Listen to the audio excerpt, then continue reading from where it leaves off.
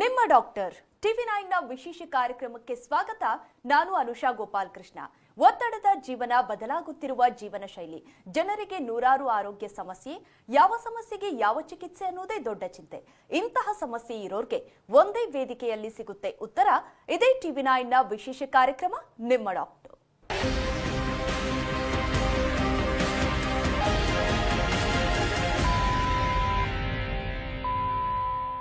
ಮನುಷ್ಯನನ್ನ ಮಾರಣಾಂತಿಕವಾಗಿ ಕಾಡುವ ಭಯಂಕರ ರೋಗವೆಂದರೆ ಅದು ಕ್ಯಾನ್ಸರ್. ಈ ರೋಗ ಬಂತಂದ್ರೆ ಜನರು ಚಿಕಿತ್ಸೆಯ ಬಗ್ಗೆ ವಿಚಾರಿಸುವುದಕ್ಕಿಂತ ಭಯ ಬೀಳುವುದೇ ಜಾಸ್ತಿ. ವೈದ್ಯಕೀಯ ಲೋಕದಲ್ಲಿ ಕ್ರಾಂತಿಕಾರಕ ಬದಲಾವಣೆ ಉಂಟಾಗಿರುವ ಇಂದಿನ ಕಾಲದಲ್ಲೂ ಕೂಡ ಆ ಭೀತಿ ಕಡಿಮೆ ಆಗಿಲ್ಲ ಅಂತ ಹೇಳ್ಬೋದು. ಆದ್ರೆ ಚಿಂತೆ ಮಾಡುವ ಅವಶ್ಯಕತೆ ಇಲ್ಲ. ಆಧುನಿಕ ವೈದ್ಯಕೀಯ ಲೋಕದಲ್ಲಿ ಕ್ಯಾನ್ಸರ್ ರೋಗಕ್ಕೆ ಸೂಕ್ತ ಹಾಗೂ ಪರಿಣಾಮಕಾರಿ ಚಿಕಿತ್ಸೆ ಇದೆ. ಹಾಗಿದ್ರೆ ಯಾವೆಲ್ಲ ಕ್ಯಾನ್ಸರ್ಗೆ ಯಾವ ರೀತಿಯಾಗಿ ಚಿಕಿತ್ಸೆ ಪಡೆಯಬಹುದು, ಅದರ ವಿಧಾನಗಳೇನು, ಕ್ಯಾನ್ಸರ್ ರೋಗದ ಜೊತೆ ಹೋರಾಡಿ ಸಂಪೂರ್ಣವಾಗಿ ಗುಣಮುಖ ಆಗೋದು ಹೇಗೆ, ಇದೆಲ್ಲದರ ಬಗ್ಗೆ ಮಾಹಿತಿ ಕೊಡೋದಕ್ಕೆ ಇವತ್ತು ನಮ್ಮ ಜೊತೆ ಇದ್ದಾರೆ Aster international institute of oncology ಬೆಂಗಳೂರಿನ ರೇಡಿಯೇಷನ್ ಆನ್ಕಾಲಜಿ ಎಚ್ಒಡಿ ಹಾಗೂ ಲೀಡ್ ಕನ್ಸಲ್ಟೆಂಟ್ ಆಗಿರುವಂತಹ ಡಾಕ್ಟರ್ ಎಂಎಸ್ ಬೆಳ್ಳಿಯಪ್ಪ ಅವರು. ಡಾಕ್ಟರ್ ನಮಸ್ತೆ, ಕಾರ್ಯಕ್ರಮಕ್ಕೆ ಸ್ವಾಗತ ನಿಮಗೆ. ಡಾಕ್ಟರ್, ಕ್ಯಾನ್ಸರ್ ಅನ್ನುವಂತಹ ಪದದ ಭೀತಿ ಏನಿದೆ, ವೈದ್ಯಕೀಯ ಕ್ಷೇತ್ರ ಎಷ್ಟೇ ಮುಂದುವರೆದ್ರೂ ಕೂಡ ಜನರ ಮನಸ್ಸಿಂದ ಅದನ್ನ ತೆಗೆದುಹಾಕೋಕೆ ಸಾಧ್ಯವಾಗ್ತಾ ಇಲ್ಲ. ಇವಾಗ ಕ್ಯಾನ್ಸರ್ ಕೇಸಸ್ಗಳು ಕೂಡ ವರ್ಷಗಳ ಕಳೆದಂತೆ ಜಾಸ್ತಿ ಆಗಿರೋದುಂಟು. ಅದರ ಜೊತೆ ಇದರ ಭೀತಿ ತೆಗೆದುಹಾಕದೇ ಇರೋದಕ್ಕೆ ಟ್ರೀಟ್ಮೆಂಟ್ ಅಷ್ಟು ಆಧುನಿಕವಾಗಿ ಮುಂದುವರೆದಿಲ್ವಾ ಅನ್ನುವಂಥದ್ದು, ಅಥವಾ ಯಾವ ಕಾರಣಕ್ಕಾಗಿ ಈ ಕೇಸಸ್ ಜಾಸ್ತಿ ಆದಂತೆ ಕೂಡ ಟ್ರೀಟ್ಮೆಂಟ್ ಅಡ್ವಾನ್ಸ್ ಆಗಿದೆಯಾ ಅಂತ ನೀವು ಹೇಳ್ತೀರಾ? ಜನರ ಮನಸ್ಸಲ್ಲಿ ಯಾಕಿನ್ನೂ ಈ ಭೀತಿ ಇದೆ? ಇದು ಕ್ಯಾನ್ಸರ್ ಇನ್ಸಿಡೆಂಟ್ ಜಾಸ್ತಿ ಆಗಿದೆ ಅಂತ ಯಾಕೆಂತ ಹೇಳಿದ್ರೆ, ಒಂದು ನಮ್ಮ ಲೈಫ್ ಎಕ್ಸ್ಪೆಕ್ಟೆನ್ಸಿ ಜಾಸ್ತಿ ಆಗಿದೆ. ಇವಾಗ 1947 ಇಂಡಿಪೆಂಡೆನ್ಸ್ ಟೈಮಲ್ಲಿ ನಮ್ಮ Indian life expectancy was 47 to 48 years. ಇವಾಗ ಈ ಮಾಡರ್ನ್ ಟೆಕ್ನಾಲಜಿ ಅಂತ ಹೇಳಿದರೆ ಹಾರ್ಟ್ ಪ್ರಾಬ್ಲಮ್, ಲಂಗ್ ಪ್ರಾಬ್ಲಮ್, ಅದನ್ನೆಲ್ಲ ಟ್ಯಾಕಲ್ ಮಾಡಲಿಕ್ಕೆ ಹೊಸ ಹೊಸ ವಿಧಾನಗಳು ಬಂದಿರೋದ್ರಿಂದ ಲೈಫ್ ಎಕ್ಸ್ಪೆಕ್ಟೆನ್ಸಿ ಜಾಸ್ತಿ ಆಗಿದೆ. ಜನರು ನಾವು present life expectancy 72 to 74 years. ಜಾಸ್ತಿ ವರ್ಷ ಬದುಕಿದಷ್ಟು ಈ ಕ್ಯಾನ್ಸರ್ ಇನ್ಸಿಡೆನ್ಸು ಜಾಸ್ತಿ ಹೋಗ್ತದೆ. ಒಂದು ಹೇಳಬೇಕು ಅಂತ ಹೇಳಿದ್ರೆ, for example at the age of 80 years, 80 ವಯಸ್ಸಿನಲ್ಲಿ for men I am telling example, ಅವ್ರಿಗೆ ಏನೂ ತೊಂದರೆ ಇರೋದಿಲ್ಲ. ಸುಮ್ಮನೆ ಬ್ಲೈಂಡಾಗಿ ನಾವು ಪ್ರಾಸ್ಟೇಟ್ ಬಯಾಪ್ಸಿ ಮಾಡಿದರೆ almost 75 to 80% prostate cancer. So age ಜಾಸ್ತಿ ಆದಾಗೆ some of the cancers incidence ಜಾಸ್ತಿಯಾಗಿ ಕಂಡು ಬರ್ತದೆ. ಸೊ ಅದರಿಂದ ನಾವು ಅದನ್ನು ಏಜ್ ಜಾಸ್ತಿ ಬಂದಾಗ ಇದು ಬರುತ್ತೆ, ಅದನ್ನು ನಾವು 50 ವರ್ಷ ಆದಮೇಲೆ ಇನ್ಸಿಡೆನ್ಸ್ ಜಾಸ್ತಿ ಇರೋದ್ರಿಂದ ಅದಕ್ಕೆ ನಾವು ಟೆಸ್ಟ್ಗಳು ಮಾಡಿಸ್ಕೋಬೇಕಾಗತ್ತೆ. ಈಗ ಕ್ಯಾನ್ಸರ್ಗೆ ಬೇರೆ ಬೇರೆ ಹೆಸರುಗಳು ಇದೆಯಾ ಡಾಕ್ಟರ್? ಹೌದು. ಹೇಗಂತ ಹೇಳಿದ್ರೆ, ಈ ಕ್ಯಾನ್ಸರ್ ತಲೆಯಿಂದ ಬುಡದವ್ರಿಗೆ ಅಂತ ಹೇಳಿದ್ರೆ ಕಾಲಿನವ್ರಿಗೆ ಯಾವ ಭಾಗದಲ್ಲೂ ಬೇಕಾದ್ರೆ ಕ್ಯಾನ್ಸರ್ ಬರ್ಬೋದು. ಇವಾಗ ಬ್ರೈನ್ ಟ್ಯೂಮರ್ ಬಂದರೆ ನಾವು ಬ್ರೈನ್ ಕ್ಯಾನ್ಸರ್ ಅಂತ ಹೇಳೋದಿಲ್ಲ. ಅಲ್ಲಿ ಆಸ್ಟ್ರೋಸೈಟಮ್ ಅಥವಾ ಆಲಿಗೋಡೆಂಡ್ರೋಗ್ಲಾಯಮ. ಇದು ಯಾಕೆ ಹೇಳ್ತಾ ಇದ್ದೀನಿ ಅಂತ ಹೇಳಿದ್ರೆ, ನಾನು ನನ್ನ 37 ವರ್ಷದ ಎಕ್ಸ್ಪೀರಿಯನ್ಸಲ್ಲಿ ಕೆಲವು ಪೇಷಂಟ್ಸ್ ಬರ್ತಾರೆ, ಡಾಕ್ಟರ್ ಹೇಳಿದ್ದು ಕ್ಯಾನ್ಸರ್ ಇಲ್ಲ, ಲುಕೀಮಿಯಾ ಇದೆ ಅಂತ ಹೇಳಿ. ಅಂದರೆ ಅವ್ರು ಅಷ್ಟು ಇಗ್ನೋರೆಂಟ್ ಆಗಿರ್ತಾರೆ, ಹಳ್ಳಿಯಿಂದೆಲ್ಲ ಬರ್ತಾರೆ, ಅವ್ರಿಗೆ ಕ್ಯಾನ್ಸರ್ ಬಗ್ಗೆ ಯಾವ ಪರಿಜ್ಞಾನ ಇರೋದಿಲ್ಲ. ಫಾರ್ ಎಕ್ಸಾಂಪಲ್ ಇವಾಗ ಮೂಳೆಯಿಂದ ಬಂದರೆ ಸಾರ್ಕೋಮ್ ಅಂತ ಹೇಳ್ತೀವಿ. ಫಾರ್ ಎಕ್ಸಾಂಪಲ್ ಇವಾಗ ಈ ಫ್ಯಾಟಿಂದ ಬರುತ್ತೆ, ಲೈಪೋಸಾರ್ಕೋಮ್ ಅಂತ ಹೇಳ್ತೀವಿ. ಹಾಗೆ ಬೇರೆ ಬೇರೆ ಕ್ಯಾನ್ಸರ್ಗೆ ಬೇರೆ ಬೇರೆ ವಿಧಾನದ ಹೆಸರುಗಳಿರ್ತವೆ. ಕ್ಯಾನ್ಸರ್ ಅನ್ನ ಅರ್ಲಿ ಸ್ಟೇಜಸ್ ಅಲ್ಲೇ ಡಿಟೆಕ್ಟ್ ಮಾಡೋದು ಎಷ್ಟು ಇಂಪಾರ್ಟೆಂಟ್ ಆಗುತ್ತೆ, ಮತ್ತೆ ಯಾವ ಒಂದು ಲಕ್ಷಣಗಳನ್ನ ಪೇಷಂಟ್ ಅರ್ಲಿ ಸ್ಟೇಜಸ್ ಅಲ್ಲಿ ಗಮನಿಸಬೇಕು ಡಾಕ್ಟರ್? ಕ್ಯಾನ್ಸರು ನಮಗೆ ಮಾಹಿತಿಗಳಿದ್ದಾವೆ. ಅರ್ಲಿ ಸ್ಟೇಜಲ್ಲಿ ಗುಣಮುಖ ಆಗೋ chance very high. For example stage 1 ನಾವು ಗರ್ಭಕೋಶ ಕ್ಯಾನ್ಸರ್ ಇರ್ಬೋದು ಅಥವಾ ಬ್ರೆಸ್ಟ್ ಕ್ಯಾನ್ಸರ್ ಇರ್ಬೋದು. We talk about 95 to 98% cure rates. ಅದೇ ಸ್ಟೇಜ್ 2 ಆದಾಗ ಸ್ವಲ್ಪ ಕಮ್ಮಿ ಆಗುತ್ತೆ. ಸ್ಟೇಜ್ 3 4 ಇನ್ನೂ ಕಮ್ಮಿ ಆಗ್ತದೆ. So early detection very important. ಹಾಗೆ ಬೇರೆ ಬೇರೆ ಕ್ಯಾನ್ಸರ್ಗೆ ಬೇರೆ ಬೇರೆ ಥರ ಇನ್ವೆಸ್ಟಿಗೇಷನ್ ಇರ್ತದೆ.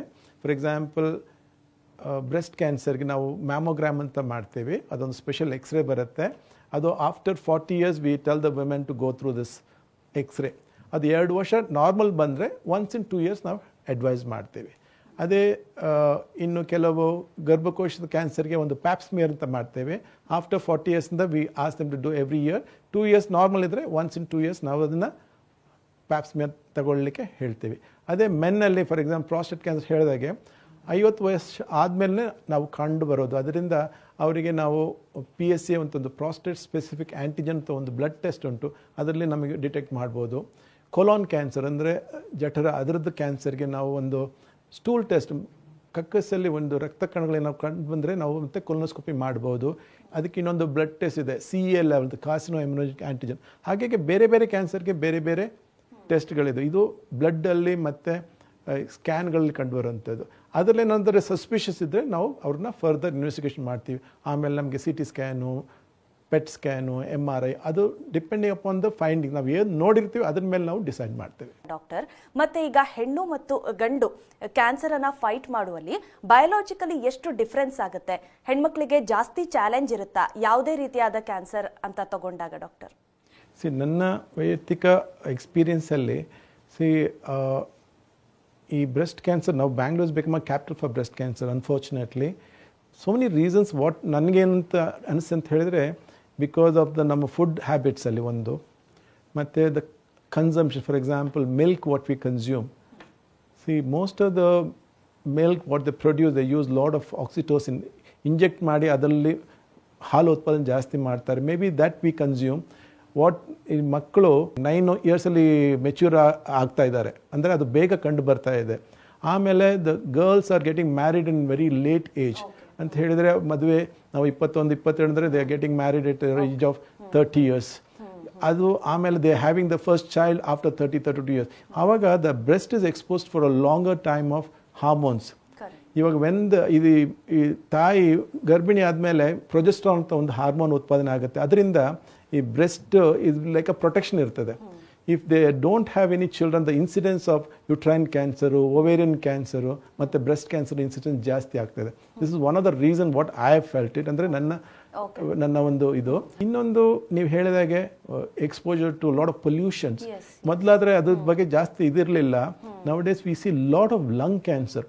ಮೊದಲಾದರೆ we use to see only in men, ಗಂಡಸರಲ್ಲಿ ಮಾತ್ರ ನಾವು ಲಂಗ್ ಕ್ಯಾನ್ಸರ್ ಕಂಡು ಬರ್ತಾ ಇತ್ತು. ಇವಾಗ women also we are seeing, who are non smokers, we are seeing lot of lung cancer. ಅದು ನಾವು ಈ ಕೋವಿಡ್ ಟೈಮಲ್ಲಿ ಎಲ್ರಿಗೂ ಏನು ಕೆಮ್ಮು ಬಂದರೆ we use to do CT scan. ಹಾಗೆ ನಾವು ಭಾಳ ಕೇಸಸ್ ಇವನ್ ಹೆಂಗಸರಲ್ಲೂ ನಾವು ಕಂಡು ಬಂದಿದೆ. ನಾವು we have caught in very young ಈ ಸ್ಟೇಜ್, ಅರ್ಲಿ ಸ್ಟೇಜಲ್ಲಿ ನಾವು ಡಿಟೆಕ್ಟ್ ಮಾಡಿದ್ದೀವಿ. So those things are attributed towards the pollution component also is there. ಇದು ಇದು ಹೇಳ್ಬೋದು. ಸೊ ಅದ್ರ ಜೊತೆಗೆ ಎಲ್ರಿಗೂ ಗೊತ್ತಿರೋ ಹಾಗೆ smoking is definitely, chewing tobacco. Smoking tobacco different forms, ಯಾವುದ್ರ ಬರೀ ಬೀಡಿ, ಸಿಗರೇಟು, ಚುಟ್ಟ, different forms. Tobacco consumption like chewing also, all tobacco consumption can lead to cancer. Doctor, ಇನ್ನು ಈಗ ಕ್ಯಾನ್ಸರ್ಗೆ ಟ್ರೀಟ್ಮೆಂಟ್ ಅಂತ ಬಂದಾಗ ಯಾವೆಲ್ಲ ರೀತಿಯಾದ ಕ್ಯಾನ್ಸರ್ಗೆ ಟ್ರೀಟ್ಮೆಂಟ್ ಇದೆ, ಕಂಪ್ಲೀಟ್ ಆಗಿ ಕ್ಯೂರ್ ಆಗಬಹುದು ಅನ್ನುವಂಥದ್ದಿದೆ, ಮತ್ತು ಇದರ ಟ್ರೀಟ್ಮೆಂಟ್ ಯಾವ ರೀತಿಯಾಗಿರುತ್ತೆ ಡಾಕ್ಟರ್?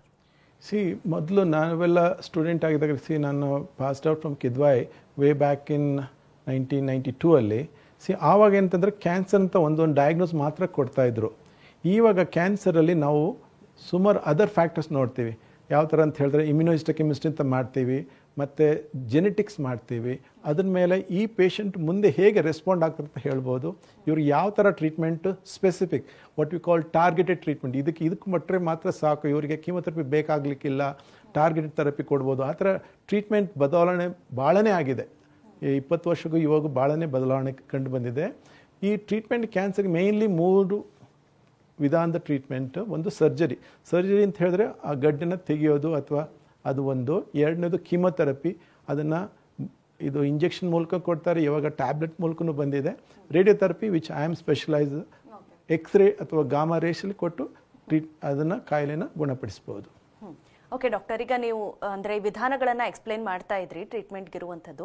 ಈ ಕೀಮೋಥೆರಪಿ ಆಗಿರ್ಬೋದು, ಇಮ್ಯುನೋಥೆರಪಿ ಆಗಿರ್ಬೋದು, ಇದರ ವ್ಯತ್ಯಾಸಗಳನ್ನು ನೀವು ಎಕ್ಸ್ಪ್ಲೇನ್ ಮಾಡ್ಬೋದಾ ಡಾಕ್ಟರ್? ಬ್ರೆಸ್ಟಲ್ಲಿ ಒಂದು ಹರ್ಸೆಪ್ಟಿನ್ ಜೀನ್ ಅಂತ ಬಂದಿದೆ, ಅದಕ್ಕೆ ಒಂದು ಆ್ಯಂಟಿಜೀನ್ ಥೆರಪಿ ಒಂದು ಕೊಡ್ತೇವೆ. ಹಾಗೆ ಇವಾಗ ಲಂಗ್ಗೆ ಮೊದಲು ಎಲ್ಲದಕ್ಕೂ ನಾವು ಕೀಮೊಥೆರಪಿ ಕೊಡ್ತಾ ಇದ್ವಿ, ಇವಾಗ ನಾವು ಎಲ್ಲದಕ್ಕೂ ಕೀಮೊಥೆರಪಿ ಕೊಡೋದಿಲ್ಲ. We give some target therapy depending upon the findings ಇಂದ ಬಯಾಪ್ಸಿ ತೆಗಿತೀವಲ್ಲ ಅದರಲ್ಲಿ ನೋಡ್ತೇವೆ ಕ್ಯಾನ್ಸರಲ್ಲಿ ಯಾವ ಟೈಪ್ ಕ್ಯಾನ್ಸರು. ಅದರಲ್ಲಿ ಒಂದು ಫ್ಯಾಕ್ಟರ್ ಹೇಳ್ತೀವಿ, ಎಪಿಡಮಲ್ ಗ್ರೋತ್ ಫ್ಯಾಕ್ಟರ್ ಅಂತ ಒಂದು ಸ್ಪೆಷಲ್ ಫ್ಯಾಕ್ಟರ್ ಇದೆ. ಅದನ್ನು ಪಾಸಿಟಿವ್ ಇದ್ದರೆ ಅವ್ರಿಗೆ ಕೀಮೊಥೆರಪಿನೇ ಬೇಕಾಗೋದಿಲ್ಲ, ಅವರಿಗೆ ಟಾರ್ಗೆಟೆಡ್ ಟ್ಯಾಬ್ಲೆಟ್ಸ್ ಕೊಟ್ಟು ಅದನ್ನು ಗುಣಮುಖ ಮಾಡಿಸ್ಬೋದು. ಸೊ ಟ್ರೀಟ್ಮೆಂಟ್ ಚೇಂಜ್ ಆಗಿದೆ. ಸೊ ಕೀಮೊಥೆರಪಿ ಅಂತ ಹೇಳಿದರೆ ಕೆಲವು ಔಷಧಿಗಳನ್ನ ಇದು ಲೈಕ್ ಆ್ಯಂಟಿಬಯೋಟಿಕ್ ಹೇಳಬೇಕು ಅಂತ ಹೇಳಿದರೆ, ಇವಾಗ ನಾವು ಲಂಗ್ ಇನ್ಫೆಕ್ಷನ್ ಬೇರೆ ಆ್ಯಂಟಿಬಯೋಟಿಕ್ ಕೊಡ್ತೀವಿ, ಯೂರಿನರಿ ಟ್ರ್ಯಾಕ್ಟ್ಗೆ ಡಿಫ್ರೆಂಟ್ ಆ್ಯಂಟಿಬಯೋಟಿಕ್ ಕೊಡ್ತೀವಿ, ಸ್ಟಮಕ್ ಏನಾದರೂ ಅಪ್ಸೆಟ್ ಆದರೆ ಬೇರೆ ಆ್ಯಂಟಿಬಯೋಟಿಕ್. ಹಾಗೆ ಕೀಮೊಥೆರಪಿನೂ it's not a single agent. Nearly but 30ರಿಂದ 35 ಟೈಪ್ ಆಫ್ ಕೀಮೊಥೆರಪಿಗಳಿದ್ದಾವೆ. ಸೊ ಬ್ರೈನ್ ಟ್ಯೂಮರ್ಗೆ ಬೇರೆ ಕೀಮೊಥೆರಪಿ ಕೊಡ್ತೇವೆ, ಹೆಡ್ ಆ್ಯಂಡ್ ನೆಕ್ ಕ್ಷರಕೃತಿಗೆ ಅಲ್ಲಿಗೆ ಬೇರೆ ಕೀಮೊಥೆರಪಿ ಕೊಡ್ತೇವೆ, ಲಂಗ್ ಕ್ಯಾನ್ಸರ್ಗೆ ಬೇರೆ ಕೀಮೊಥೆರಪಿ. ಹಾಗೆ ಬೇರೆ ಬೇರೆ chemotherapy is been design for different type of cancers. Okay doctor, ಇನ್ನು ಈ ಹಾರ್ಮೋನೋಥೆರಪಿ ಅಂತಂದ್ರೆ ಅದು ಯಾವ ರೀತಿ ಆಗಿರುತ್ತೆ ಟ್ರೀಟ್ಮೆಂಟ್? ಅದರಲ್ಲೂ ಅಷ್ಟೇ, ನಾನು ಅದೇ ISC ಮಾಡಿದಾಗ ಕೆಲವು ಹಾರ್ಮೋನ್ ರಿಲೇಟೆಡ್ ಟ್ಯೂಮರ್ಸ್ ಇರ್ತವೆ. For example in women breast cancer most of them hormone related. ಮೆನ್ನಲ್ಲಿ ಟೆಸ್ಟೆಸ್ಟೆರಾನ್ ಅಂತ ಒಂದು ಹಾರ್ಮೋನ್ ಇದೆ, ಅದರ ರಿಲೇಟೆಡ್ ಬರುತ್ತೆ. ಸೊ ನಾವು ಹಾರ್ಮೋನ್ ರಿಲೇಟೆಡ್ ಪಾಸಿಟಿವ್ ಬಂದರೆ ನಾವು ಟೆಸ್ಟ್ ಮಾಡಿ ನೋಡ್ತೇವೆ. ಅವ್ರ ಹಾರ್ಮೋನ್ ಪಾಸಿಟಿವ್ ಬಂದರೆ ಆ್ಯಂಟಿ ಈಸ್ಟ್ರೋಜನ್ ಟ್ರೀಟ್ಮೆಂಟ್ ಕೊಡ್ತೇವೆ. ಟೊಮಾಕ್ಸಿಫೆನ್ ಅಂತ ಒಂದು ಔಷಧಿ ಬಂದಿದೆ, ಅದನ್ನು ಕೊಡ್ತೀವಿ. ಅದೇನು ಮಾಡುತ್ತೆ ಅಂದರೆ ಅದನ್ನು ನೆಗೆಟ್ ಮಾಡುತ್ತೆ. ಇದು ಪಾಸಿಟಿವ್ ಇದ್ದಾಗ ನೆಗೆಟ್ ಮಾಡಿ ಕ್ಯಾನ್ಸರ್ ಬೆಳವಣಿಗೆಯನ್ನು ಸ್ಟಾಪ್ ಮಾಡುತ್ತೆ. ಸೇಮ್ ವಿತ್ ಪ್ರಾಸ್ಟೇಟ್ ಕ್ಯಾನ್ಸರಲ್ಲಿ ಮೆನ್ನಲ್ಲಿ ಈ ಟೆಸ್ಟೆಸ್ಟೆರಾನ್ ಲೆವೆಲ್ನ ನಾವು ಕಮ್ಮಿ ಮಾಡಿದಾಗ, ಈ ಟೆಸ್ಟೆಸ್ಟೆರಾನ್ ಹೇಗೆ ಅಂತ ಹೇಳಿದರೆ ಇದನ್ನು ಬೆಳವಣಿಗೆಗೆ ಹೆಲ್ಪ್ ಮಾಡುತ್ತೆ. ಯಾವುದು ಪ್ರಾಸ್ಟೇಟ್ ಕ್ಯಾನ್ಸರ್ನ ಆ ಬೆಳವಣಿಗೆಯನ್ನು ನಿಲ್ಲಿಸ್ಬೋದು. ಇದು ಇದು ಟೆಸ್ಟೆಸ್ಟೆರಾನ್ ಅಂದರೆ ಆಂಡ್ರೋಜನ್ ಡಿಪ್ರಾಯ್ಡ್ ಥೆರಪಿ ಅಂತ ಹೇಳ್ತೀವಿ. ಆಂಡ್ರೋಜನ್ ಡಿಪ್ರೈವ್ ಅಂದರೆ ಆಂಡ್ರೋಜನ್ ಅಂತ ಹೇಳಿದ್ರೆ ಟೆಸ್ಟೆಸ್ಟೆರಾನ್ ದ ಮೇನ್ ಥಿಂಗ್. ಅದನ್ನು ನಾವು ಫರ್ದರ್ ಉತ್ಪಾದನೆ ಕಮ್ಮಿ ಮಾಡಿ ಅದು ಈ ಬೆಳವಣಿಗೆಯನ್ನು ನಿಲ್ಲಿಸುತ್ತೆ. ಅದು ಇನ್ನು ಈ 3 ರೀತಿಯಾದಂತಹ ಹಾರ್ಮೋನೋಥೆರಪಿ ಆಗಿರ್ಬೋದು, ಕೀಮೋಥೆರಪಿ, ಇಮ್ಯುನೋಥೆರಪಿ ಎಲ್ಲ ಟ್ರೀಟ್ಮೆಂಟ್ ಕೂಡ ಮಾಡಬಹುದಾ ಪೇಷಂಟ್ಗೆ? ನಾವು ಯೂಶಲಿ ಪೇಷಂಟ್ಗೆ 3 ವಿಧಾನದಲ್ಲಿ ಡಯಾಗ್ನೋಸ್ ಮಾಡ್ತೇವೆ. ಒಂದು ಡಾಕ್ಟರ್ ನಾವು ಕೂತ್ಕೊಂಡು ಕ್ಲಿನಿಕಲ್ ಡಯಾಗ್ನೋಸ್ ಅವ್ರು ನೋಡಿಬಿಟ್ಟು ಗಡ್ಡೆ ಇದೆಯಾ, ಇದು ಇರ್ಬೋದು, ಅದು ಇರ್ಬೋದು ಅಂತ ಹೇಳಿ. ನೆಕ್ಸ್ಟ್ ರೇಡಿಯೋಲಾಜಿಕಲ್ ಡಯಾಗ್ನೋಸ್ ಅಂದರೆ CT ಸ್ಕ್ಯಾನ್ ಮಾಡ್ಬೋದು, ಎಕ್ಸ್ರೇ ಮಾಡ್ಬೋದು, MRI ಮಾಡ್ಬೋದು, PET ಸ್ಕ್ಯಾನ್ ಮಾಡ್ಬೋದು. ಅದು ರೇಡಿಯೋಲಾಜಿಕಲ್ ಡಯಾಗ್ನೋಸ್ ಮಾಡ್ತೀವಿ. ಮೂರನೇದು ಪೆಥಾಲಜಿಕಲ್ ಡಯಾಗ್ನೋಸ್ ಅಂದರೆ ಬಯಾಪ್ಸೀಸ್ ಕನ್ಫರ್ಮೇಟ್ ಆದಮೇಲೆ ನಾವು ಟ್ರೀಟ್ಮೆಂಟ್ ಶುರು ಮಾಡೋದು. ಬಯಾಪ್ಸಿಯಲ್ಲಿ ನಾವು ಮೊದಲಾದರೆ ಇದು ಸ್ಕ್ವಾಮಸ್ ಸೆಲ್ ಕಾರ್ಸಿನೋಮಾ, ಅಡಿನೋಕಾರ್ಸಿನೋಮಾ ಹಾಗೆ ಕ್ಯಾನ್ಸರ್ ಮಾತ್ರ ನಾವು ಡಯಾಗ್ನೋಸ್ ಮಾಡ್ತಾಯಿದ್ವಿ. ಈಗ ಹೊಸ ಇದರ ವಿಧಾನದಲ್ಲಿ ವಿ ಡೂ ಸಮಥಿಂಗ್ ಕಾಲ್ಡ್ ಇಮ್ಯುನೋಹಿಸ್ಟೋಕೆಮಿಸ್ಟ್ರಿ ಅಂತ ಮಾಡ್ತಿದ್ದೀವಿ, ನಾನು ಅದನ್ನ ಹೇಳಿದ್ದೇನೆ. ಮತ್ತು ಜಿನೋಮಿಕ್ಸ್ ಮಾಡ್ತೇವೆ. ಇವಾಗ ಸುಮಾರು 1000 ಟೈಪ್ ಜಿನೋಮ್ಸ್ ಇದ್ದಾವೆ. ಇವಾಗ ನಾವು ಆ ಜೀನ್ ಪ್ರೆಸೆಂಟ್ ಇದ್ದರೆ ಅದಕ್ಕಾಗಿ ನಾವು ಟಾರ್ಗೆಟ್ ಮಾಡ್ಬೋದು. ಮೊದಲಾದರೆ ಇದೆಲ್ಲ ಇರಲಿಲ್ಲ. ಈಗ ಒಂದು 8-10 ವರ್ಷದಿಂದ ಇದು ಬಂದಿರೋದ್ರಿಂದ the so much work is going on the gene therapy. ಈಗ ಎಲ್ಲ ಲಂಗ್ ಕ್ಯಾನ್ಸರ್ಗೆ ಒಂದೇ ಥರ ಟ್ರೀಟ್ಮೆಂಟ್ ಹೋಗೋದಿಲ್ಲ. ಇವಾಗ ಜೀನಲ್ಲಿ ಏನಾದರೂ ಪಾಸಿಟಿವ್ ಇದ್ದರೆ ಅದಕ್ಕೆ ಸ್ಪೆಸಿಫಿಕ್ ಟ್ರೀಟ್ ಮಾಡ್ತೀವಿ, ಅದು ನೆಗೆಟಿವ್ ಇದ್ದರೆ ಕೀಮೊಥೆರಪಿ ಕೊಡ್ತೀವಿ. ಆ ಥರ ಟ್ರೀಟ್ಮೆಂಟ್ ಬದಲಾವಣೆ ಆಗುತ್ತೆ. ಓಕೆ ಡಾಕ್ಟರ್, ಇನ್ನು ಈ ಸರ್ಜರಿಗೂ ಇದಕ್ಕೂ ಎಷ್ಟು ವ್ಯತ್ಯಾಸ ಆಗುತ್ತೆ ಟ್ರೀಟ್ಮೆಂಟ್ ಮತ್ತೆ ಗುಣಮುಖ ಆಗುವಂತಹ ಒಂದು ಪ್ರೊಸೀಜರ್ ಅಲ್ಲಿ? ಮತ್ತೆ ಸರ್ಜರಿ ಅಂತಾನೆ ಬಂದಾಗ ಯಾವೆಲ್ಲ ರೀತಿಯಾದ ಸರ್ಜರೀಸ್ ಇದೆ ಡಾಕ್ಟರ್? Good question. ಈ ಗಡ್ಡೆ ಬಂದಾಗ ಅಂದರೆ ಟ್ಯೂಮರ್ ಬಂದಾಗ 2-3 ವಿಧಾನ ಹೇಳಿದ್ದೇನಲ್ಲ, ಸರ್ಜರಿ, ರೇಡಿಯೋಥೆರಪಿ ಆ್ಯಂಡ್ ಕೀಮೊಥೆರಪಿ. ಈ role of surgery and radiotherapy is local control. Okay, ಅಂದರೆ ಕಾಯಿಲೆ ಇವಾಗ ಬ್ರೆಸ್ಟ್ ಕ್ಯಾನ್ಸರ್ ಇದ್ದರೆ ಆ ಬ್ರೆಸ್ಟ್ನ ಆ ಟ್ಯೂಮರ್ ತೆಗೆಯೋದು ಕಣ್ಣಿಗೆ ಕಾಣೋದೆಲ್ಲ ಡಾಕ್ಟರ್ ತೆಗೆದು ಬಿಡ್ತಾರೆ. ಯಾರು the surgeon will remove and we give local radiotherapy. ಕಣ್ಣು ಕಾಣ್ತಗಳು ಇದ್ದರೆ ಅದನ್ನು ನಾವು ರೇಡಿಯೇಷನ್ಲಿ ಅದನ್ನು ಬೆಳವಣಿಗೆನ ನಿಲ್ಲಿಸ್ತೇವೆ. ಆ ಕಣಗಳು ಎಲ್ಲಾದರೆ ಮೈಯಲ್ಲೆಲ್ಲ ಓಡಾಡ್ತಿದ್ರೆ, ಎಲ್ಲಾದರೂ ಸ್ಪ್ರೆಡ್ ಆಗಿದ್ರೆ chemotherapy will come in to play. So most of the cancers is all combination of all these 3. It's not just radiation, it's not just surgery, just not chemotherapy. It could be hormone therapy, immunotherapy, so many things will come. So ಅದು depend up what stage ಮೇಲೆ ಹೋಗುತ್ತೆ, what type of cancer, ಅದ್ರ ಬಗ್ಗೆ ಎಲ್ಲ ನಾವು ತಿಳ್ಕೋಬೇಕು before we start any treatment. Doctor, ಇನ್ನು ಇದರ ಸಕ್ಸಸ್ ರೇಟ್ ಎಷ್ಟು ರೀತಿಯಾಗಿರುತ್ತೆ? ಮತ್ತೆ ಎಲ್ಲ ರೀತಿಯಾದ ಪೇಷಂಟ್ಸ್ ಕೂಡ ಈ ರೀತಿಯಾದ ಕೀಮೋಥೆರಪಿ ಇಂಥ ಟ್ರೀಟ್ಮೆಂಟ್ಗಳನ್ನು ತಡ್ಕೊಳ್ಬಹುದಾ? ಅಂದರೆ ಅದನ್ನ ಸಂಪೂರ್ಣವಾಗಿ ನಾರ್ಮಲ್ ಸ್ಟೇಜ್ಗೆ ಬರದೇ ಹೋದ್ರು ಒಂದು ರೀತಿಯಾಗಿ ನೀವು ಹೇಳ್ದಂಗೆ ಕಂಟ್ರೋಲ್ ಸ್ಟೇಜ್ಗೆ ಬರೋದಕ್ಕೆ ಎಷ್ಟು ಟೈಮ್ ತಗೊಳುತ್ತೆ ಡಾಕ್ಟರ್? ಫಾರ್ ಎಕ್ಸಾಂಪಲ್ ನಾವು ಈ stage 1, stage 2 any type of cancer most of them they will live for more than like they get cured. ನಾವು ಹೇಗೆ ಹೇಳ್ತೀವಿ ಅಂತ ಹೇಳಿದ್ರೆ, ಒಂದು ಕ್ಯಾನ್ಸರ್ ಟ್ರೀಟ್ ಮಾಡಿದ್ಮೇಲೆ 5 ವರ್ಷ ನಾವು ಅದನ್ನು ಫಾಲೋ ಅಪ್ ಮಾಡ್ತಾ ಇರ್ತೀವಿ. 5 ವರ್ಷದಲ್ಲಿ ಕ್ಯಾನ್ಸರ್ ಬರಲಿಲ್ಲ ಅಂತ ಹೇಳಿದ್ರೆ we tell 95 to 98% they will not get back the cancer. ಒಂದು ಟ್ರೀಟ್ಮೆಂಟ್ ಮುಗಿ 5 ವರ್ಷ ನಾವು ಅದನ್ನ ರೆಗ್ಯುಲರ್ ಫಾಲೋ ಅಪ್ ಮಾಡ್ತಾ ಇರ್ತೀವಿ. ಈಗ breast cancer even we follow up for 10 years. 10 years 5 ವರ್ಷ ಆದಮೇಲೆ ಬರೋಂಥ chance are 5 to 10% only. 90% it will not get. All depends upon what stage we are dealing with. ಒಂದು ಈಗ along with that what type of tumour also is important. ಹೇಳಿದಾಗೆ genomics ಎಲ್ಲ ಇರೋದ್ರಿಂದ, so ಈಗ for example early stage ಇರ್ಬೋದು, but very aggressive type of ಟ್ಯೂಮರಲ್ಲಿ they don't do well a stage 1 of a good prognostic this thing. ಮೊದಲಾದ್ರೆ ನಾವು ಸ್ಟೇಜಿಗೆ ಭಾಳ ಪ್ರಾಮುಖ್ಯತೆ ಕೊಡ್ತಾ ಇದ್ವಿ. ಇವಾಗ ಆ ಸ್ಟೇಜ್ ಜೊತೆನೂ we have to do this immunohistochemistry ಮತ್ತು ಜಿನೋಮಿಕ್ಸ್ ಮಾಡಲೇಬೇಕಾಗುತ್ತೆ. ಅದು ಸ್ವಲ್ಪ ಎಕ್ಸ್ಪೆನ್ಸಿವ್ ಇರ್ಬೋದು, but we have to explain to the patient ಇದು ಮಾಡಿಸ್ಕೊಳ್ಳಿ, ಇದು ಮಾಡೋದ್ರಿಂದ ಕೀಮೋಥೆರಪಿನ ಅವಾಯ್ಡ್ ಮಾಡ್ಬೋದು ಅಂತ ಹೇಳ್ಬೋದು. ಸೊ ಆದ್ದರಿಂದ ನಾವು ಟಾರ್ಗೆಟೆಡ್ ಟ್ರೀಟ್ಮೆಂಟ್ ಕೊಡ್ಬೋದು. ಅದರಿಂದ outcome better, cure rate will be much better, less of complication of the treatment, tolerance will be much better, ಅದೊಂದಿರುತ್ತೆ. ಮತ್ತು age is not a criteria. Mean like for example ನಾನು ಹೇಳಿದಾಗ ಈ prostate cancer ಎಲ್ಲ ಬರೋದು 80 ವಯಸ್ಸು ಮೇಲೆ ಆರ್ 70. ಸೊ ಏಜ್ ಆಗಿಂತ ಟ್ರೀಟ್ಮೆಂಟ್ ನಾವು V should not deprive them of that. So ಅವರಿಗೆ ಕೊಡುವಂಥ ಟ್ರೀಟ್ಮೆಂಟ್ ಅವ್ರ ಜನರಲ್ ಕಂಡೀಷನ್ ಚೆನ್ನಾಗಿದ್ದರೆ ಕೊಡಲೇಬೇಕಾಗುತ್ತೆ. ಅದೇ ಒಂದು 40 years totally bedridden, you can't do anything, we will not treat. If the stage is one part, general condition we call performance status ಅಂತ ಹೇಳ್ತೀವಿ, ಅವ್ರದ್ದು general condition ಚೆನ್ನಾಗಿದ್ದರೆ ಖಂಡಿತ ಅವ್ರಿಗೆ ಟ್ರೀಟ್ಮೆಂಟ್ ಕೊಡಲೇಬೇಕಾಗುತ್ತೆ. ಡಾಕ್ಟರ್, ಇನ್ನು ಈಗ ರೇಡಿಯೇಷನ್ಸ್ ಮೂಲಕ ಚಿಕಿತ್ಸೆ ಎಷ್ಟು ಪರಿಣಾಮಕಾರಿಯಾಗಿರುತ್ತೆ? ಯಾವ ರೀತಿಯಾಗಿ ರೇಡಿಯೇಷನ್ಸ್ ಅಂದ್ರೆ ಮನುಷ್ಯನ ದೇಹದ ಮೇಲೆ ಕ್ಯಾನ್ಸರ್ ಟ್ರೀಟ್ಮೆಂಟ್ ಅಲ್ಲಿ ವರ್ಕ್ ಆಗುತ್ತೆ ಡಾಕ್ಟರ್? ನಾನು I am practising radiation since past 36 years.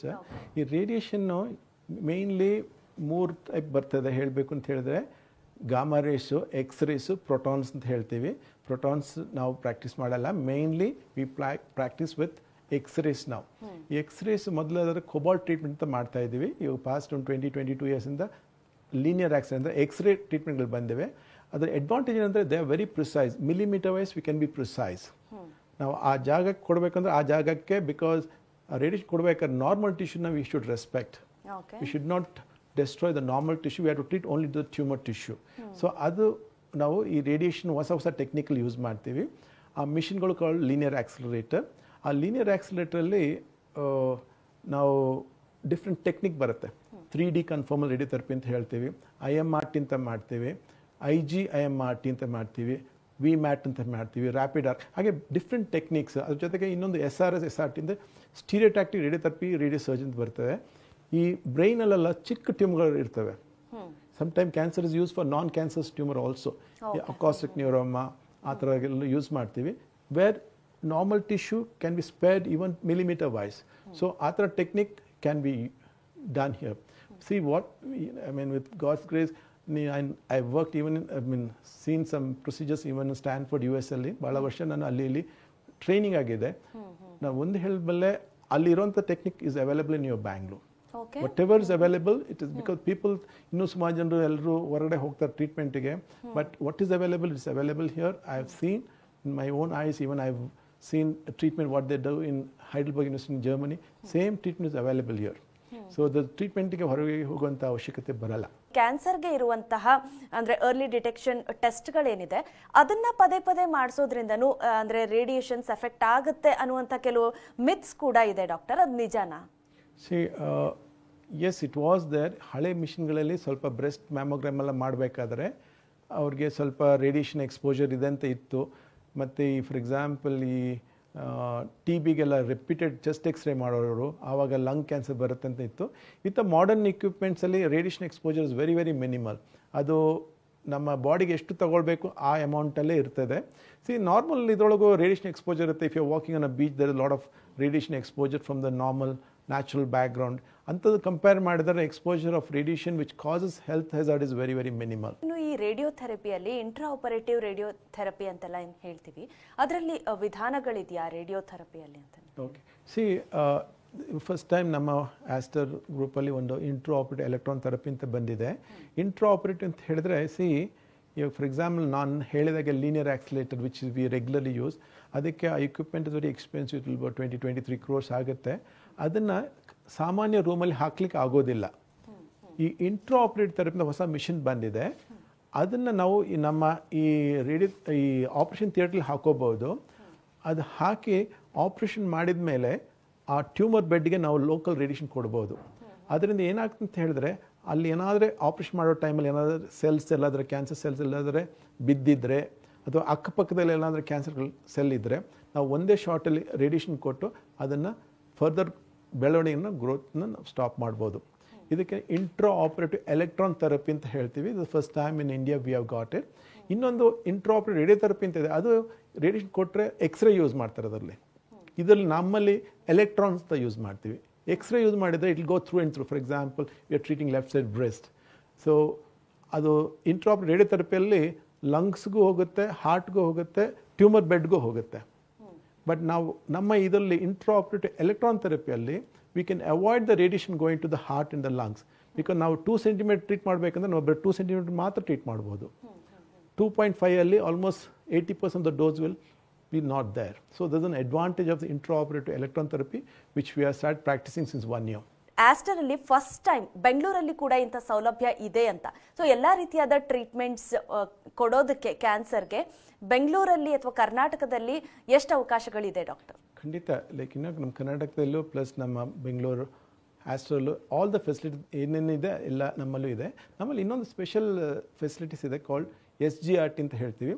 It is the first time in Karnataka we have introduced something called surface guided radiotherapy ಅಂತ ಹೇಳಿ.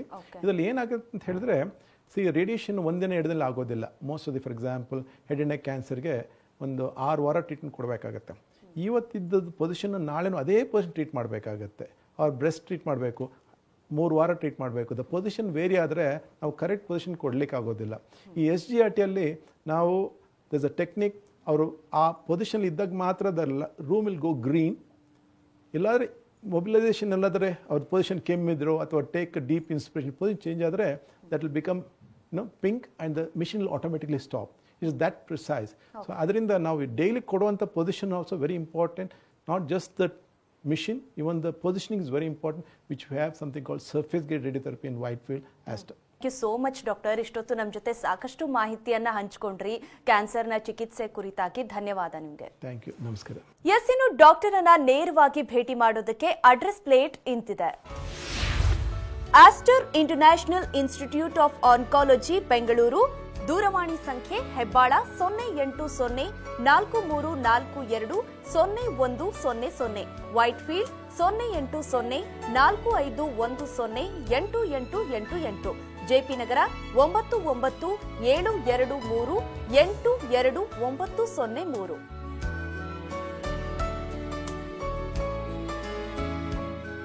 ಇದಾಗಿತ್ತು ಇವತ್ತಿನ ನಿಮ್ಮ ಡಾಕ್ಟರ್. ನಿರಂತರ ಸುದ್ದಿಗಾಗಿ ನೋಡ್ತಾ ಇರಿ TV9.